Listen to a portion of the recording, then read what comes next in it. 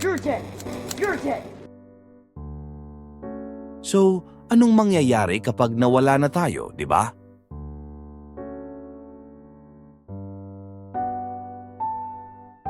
Kahit na may mga facts tayo tungkol sa kamatayan, parang marami pa ring tao ang naniniwala sa buhay pagkatapos nito.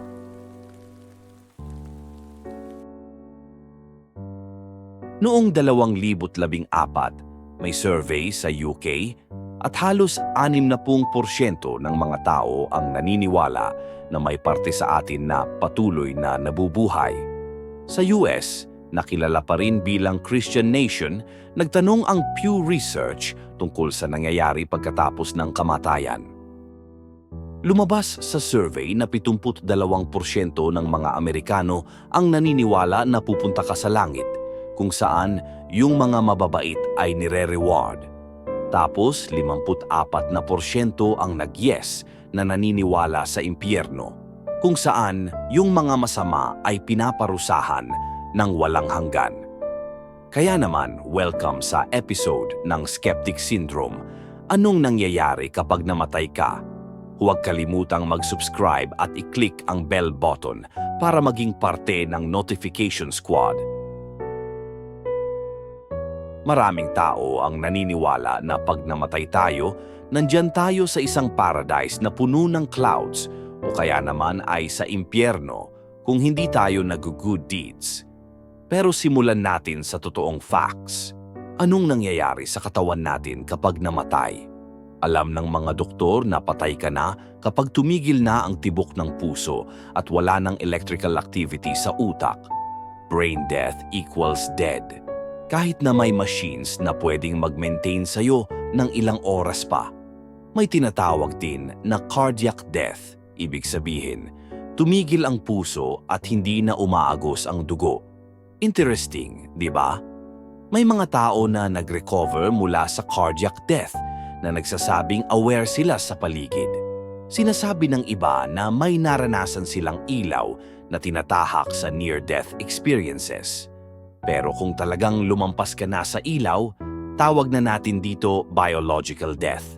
Diretso na sa kabilang buhay.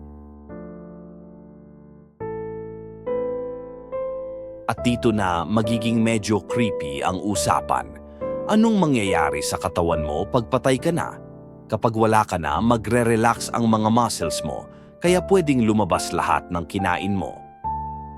At para sa mga guys, baka mangyari pa ang ejaculation. Para sa mga babae, kung buntis ka, may tinatawag na coffin birth. Pero rare lang to. Kapag nag-decompose ka na, may mga sounds na lalabas. Parang nagmo-moan ang katawan. Weird, no? At dyan napapasok ang livor mortis, yung dugo nagpupul sa ibang parte ng katawan mo. Magiging cool na rin ang katawan mo na tinatawag na algor mortis, hanggang maging pareho na ito sa temperature ng paligid. Matigas ka na sa loob ng 2 hanggang 6 na oras. Ito ang rigor mortis. At habang nagde-decompose, parang nagmukhang lumalaki ang buhok at kuko mo. Pero hindi. Nagre-recede lang ang balat. Pagkatapos may tinatawag na putrefaction. Dito na ang bakterya kumakain sa'yo, kaya amo mo na lang ay napaka-horrible.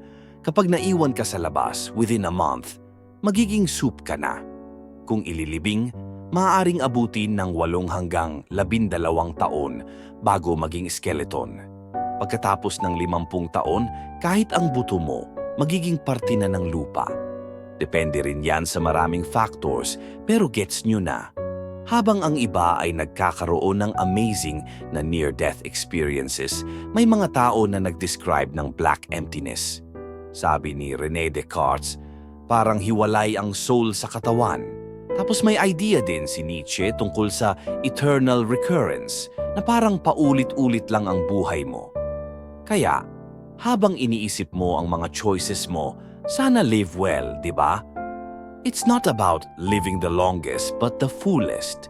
Meron ding beliefs ang mga Buddhists tungkol sa wheel of samsara at reincarnation. O, pupunta ba tayo sa langit na puno ng masasarap na pagkain at mga magandang angels? O baka naman, mag-fade lang tayo sa Earth, parang mist? Yan ang tanong ng lahat at gusto naming malaman ang thoughts nyo. Share nyo sa comments at huwag kalimutang mag-like, share at subscribe. Salamat sa panonood.